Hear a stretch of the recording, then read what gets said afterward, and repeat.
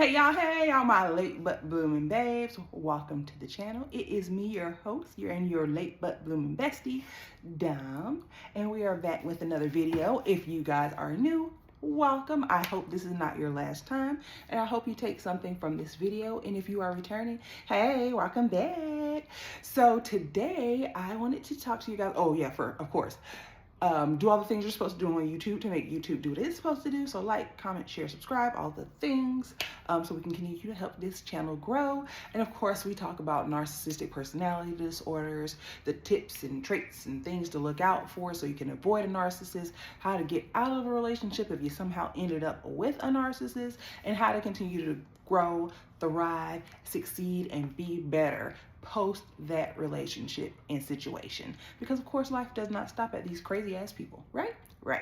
So on today's video, I did want to actually not talk about the narcissist today. I actually want to do more talking about you, the empath, the thriver, the survivor, the light one, the earth angel, however you identify you. I wanted to talk to you today about how important it is for you to heal from these relationships. I know a lot of times, especially, in today's society, how people try to make it seem like if you're single, there's something wrong with you. You're the issue. You just got to be with somebody and all of that. So sometimes those pressures to follow societal norms get to us, and it makes us feel a little bit of a way when we've either walked away from a relationship, situationship, person, whatever the case, or we're trying to make that decision to do so because we don't want to be by ourselves, or we don't want to be alone, or whatever the case may be. We don't want people to think that, oh, there's something wrong with you because you're X age and by yourself and etc. Right. Okay, I guess. But at the end of the day, think about this. What does what the next person thinks about your situation have to do with you? What does that have to do with you? How is that going to help you heal? Because number one, they're an outsider. So they don't even know the full scope of what you're going through, or what you've dealt with, or where you are mentally, or what's going on in your mind because of what you're dealing with. So they can't really give you advice on a situation they don't know anything about, nor can they form a real valid opinion on something that they don't know about, right? So don't let someone else's opinion or thoughts or what they say or how you should put up with XYZ in one ear, out the other. Because again, this is your life. Therefore, you're the main character in this story. So treat yourself as such. You are the superstar. And your healing and your happiness is main priority. So in order to get that happiness and or that healness, if you have to leave somebody alone, that's the decision you make based off of what you feel, not what someone else thinks. Because what they think ain't got nothing to do with what's really going on for real. And they can think all they want and then go on about their business while you still have to deal with the reality of the situation. So always consider you and your thoughts and your feelings first before you consider anyone else's. Of course, you can always seek counsel. It is what it is. But a lot of times when you're dealing with a narcissist or a toxic person, you're so in your head about the situation and how embarrassing it is and all of that stuff that you kind of want to isolate yourself and not deal with anyone. That's the tendency. But it's okay to seek counsel. But at the end of the day, you are judge, jury, and executioner when it comes to what happens in your life and who gets to stay in your life, because no one's guaranteed a place. Make sure people are always auditioning to stay cast in your story. Because again, this is your story. This is your life. So never play the back seat in your own life. So you have to heal. And sometimes that healing takes a long time. So that means you might be by yourself for a long time. And that's okay. Because again, you're getting reacquainted with who you are. Like I always say in videos, you are not the same person when you start dealing with someone with these traits, or you start being around them constantly, living with, etc. You're a different person before, during, and after. So you have to you have to reacquaint yourself with who you are, because what do you like now? Who are you now, independent of whoever you were attached to? What do you like now that they're not controlling every single thing that you do? What do you want to do? Who do you want to be? You have to figure all those things out. And the only way you do that is to take the time to heal. Now, healing is not a monolith. It's not an experience that is going to be the same for every single person. Where it may take one person a few months to heal, it might take another person years to heal. I particularly have been on a healing journey for almost 3 years, and I love every bit of it, good, bad, ugly, and or indifferent, because I'm learning me again. So when I do get into another situation or another relationship, whenever that time comes, there's nothing that no one can tell me about me, because I took the time to learn who I am at this stage in my life. And that's something that you have to take the time to do too. Healing is hard because healing requires you to go look inside of yourself to see what you need to correct about yourself.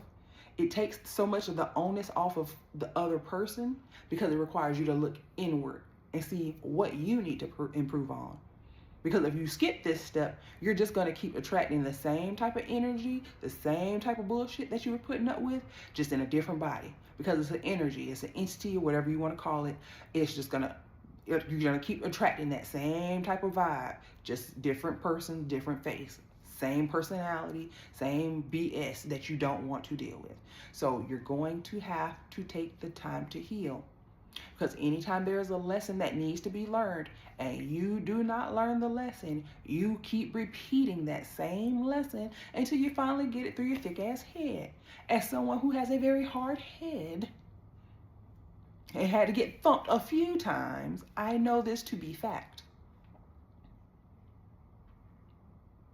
So do the hard work, because that hard work is planting seeds of energy.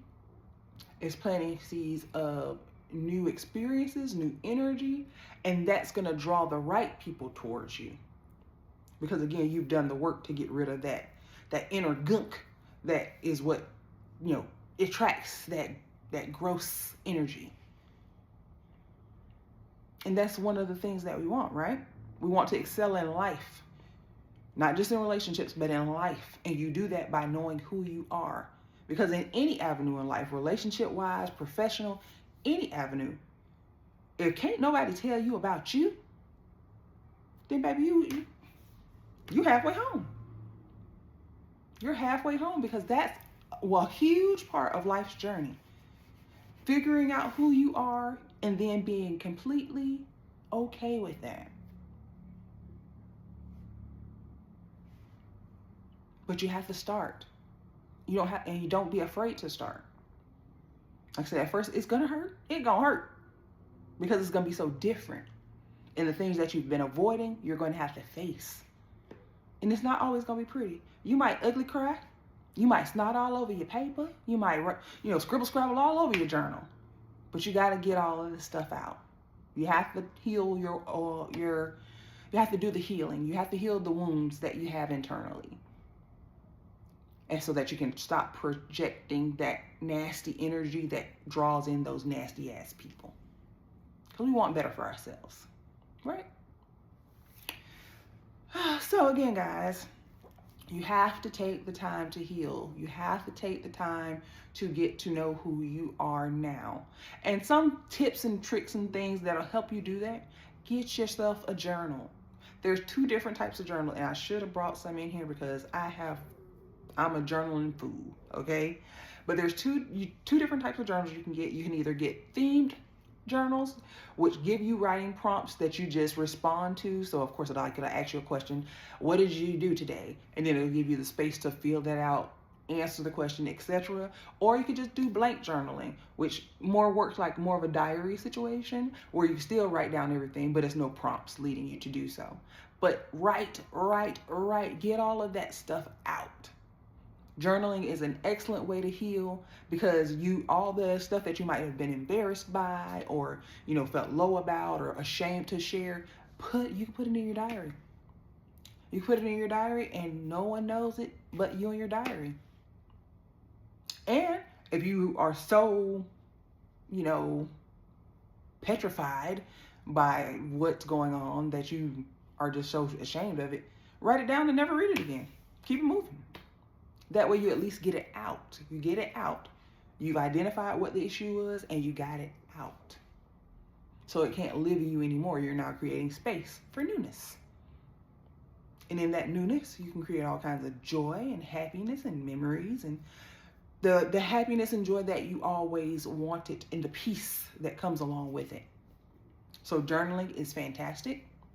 Meditation is fantastic.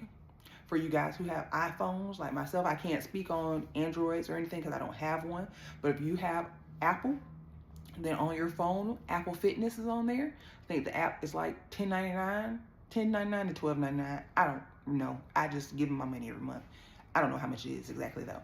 Nevertheless, Apple Fitness has so many great workouts, including meditations. They have a specific category completely full of meditations. They have different trainers to guide you through the meditations.